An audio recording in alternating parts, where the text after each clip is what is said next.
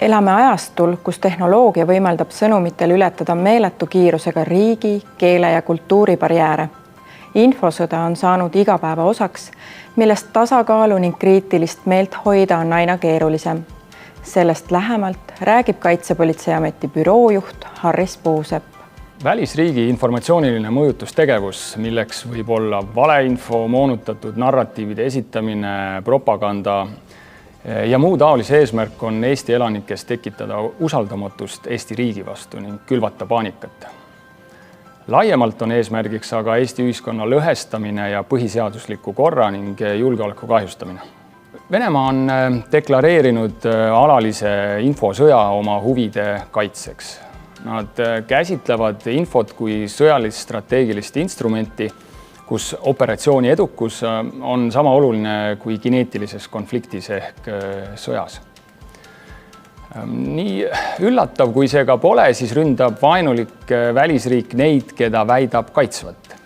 Ehk siis peaasjalikult on Venemaa esmane sihtmärk vene keelt kõnelevad inimesed ja Venemaa soovib just neis kasvatada rahulolematust, et neid ära lõigata läänelikust vabadusi hindavast ühiskonnast.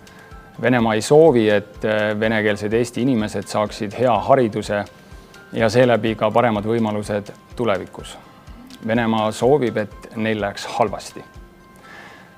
Lisaks neile püüavad vaenuliku välisriigi infosõdurid hirmu ja paanikat külvata, rünnates ühiskonna kõige haavatavamat osa, lapsi.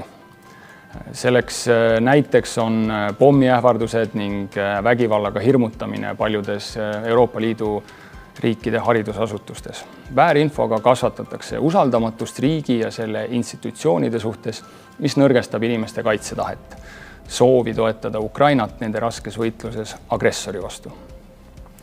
Valedega looritatud Kremli narratiividega püütakse vähendada rahvusvahelise üldsuse silmis Eesti usaldusväärsust ja tõsiseltvõetavust.